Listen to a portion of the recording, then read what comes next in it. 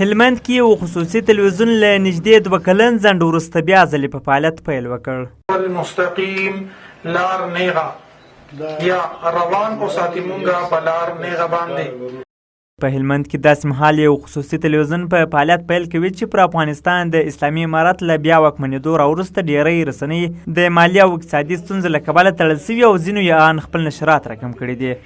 سباوون تلویزیون په هلمند ولایت کې د خصوصي رسنیو له منځه یوازینۍ پخوانۍ رسنیزه شبکه ده چې په یاد ولایت کې د تیرو 12 لسیزو راپدې خوا رسنیز فعالیتونه ترسره کړي او د هلمندي ولس غږ او ستونزو ته یې پر وخت انعکاس ورکړی.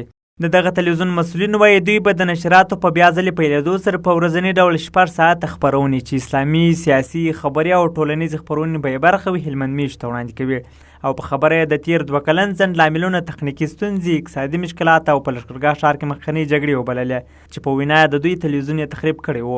څه کم 2 کلونو وروسته خپل نشرات را پیل کړي دي او څنګه چې تاسو پوښتنه وکړله د اوس لپاره به 6 ساعته نشرات لري د سهار له خوا څخه او خپرونې مختلفې خپرونې، اسلامي خپرونې، روغتیایي، سیاسي، ټولنیزې خپرونې په 6 ساعتونو په جریان کې او د دې ترڅنګ خبري ټولګه هم لري. ورته مهال د هلمند د اطلاعات او فرهنګ ریاست مسؤلینو هم د یا تلویزیون په بیا پیلېدو خوښي وښودل. هغه د رسنیو پر ارزښت خبرې وکړې او رسنۍ د ولس او دولت ترمنځ د اړیکو یوه وسیله وبلل. د نوموړي له قوله کومې رسنۍ چې دا مهال په هلمند کې تړل سوي او که وغواړي چې بیا خپل فعالیت ته ادامه ورکړي د هلمند د اطلاعات او فرهنګ ریاست یې پوره همکاري او هرکلی کوي. دا چې سباوون تلویزیون تر څه ځنډ وروسته بیرته هلمند کې نن خپل فعالیت پیل کوي، موږ یې هرکلی کوو او دا ډېر ښه اقدام بولو. رسنۍ د ولس غږ دی او د ولس او د حکومت ترمنځ د یو پل حیثیت لري. د دغسې اقداماتو موږ تل هرکلی کړی دی او په پوره ډول ورسره همکار یو. د هلمند اطلاعات کلتور ریاست د رسنیو سره د اصولو په چوکاټ کې خپل هر راز همکاري ته ژمن دی او کوم چې تاسو یادونه وکړله د نورو تلویزیونونو چې کوم خپل فعالیت درولی دلته او د ځینو ستونزو په وجه باندې درولی دی، هغه هم که وغواړي چې خپل فعالیت بیا پیل کړي موږ پوره ورسره همکار یو. د هلمند سیمهیز خبریالان او د رسنیو استازي هم د یا تلویزیون په بیا پیلېدو خوښ دي او دا یې په محلي کچه یو ښه خبر وباله. دوی له حکومتي مسؤلینو او د رسنیو د ملاتړ له ملي او بین المللي بنسټونو څخه وغوښتل چې د رسنیو او خبریالانو سره وخت پر وخت همکاري وکړي او ورڅخه ملاتړ وکړي.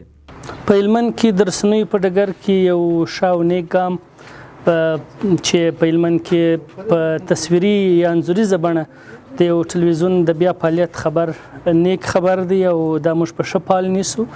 دا د بیان د ازادۍ د پیاوړتیا او خلکو ته د رسنیزو اطلاعاتو د رسونې په برخه کې یوه لاسته راوړنه ده او موږ یې ستاینه کوو. دا چې هلمند کې له بده مرغه په خصوصي برخه کې تر اوسه هېڅ یو تلویزیون فعالیت نه درلود. زموږ غوښتنه د رسنیو د ملاتړ د بنسټونو څخه او خپله له حکومتي مسؤلینو څخه دا ده تر څو د رسنیو ملاتړ وکړي، وخت په وخت ورسره همکاري وکړي.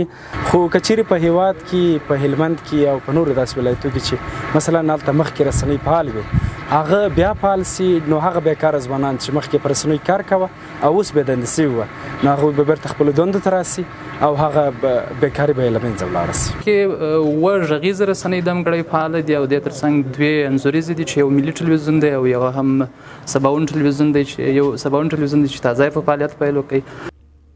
هلمند کې سباوون تلویزیون داسې مهال خپل نشرات پیلوي چې تر دم ګړی لا په دغه ولایت کې 2 تصویري او 4 غږیزې رسنۍ د اقتصادي ستونزو له کبله تړل سوي او شاوخوا 90 تنه کارکوونکي او خبریالان یې پر خپلو کورونو د بېکارۍ شپې ورځې سبا کوي.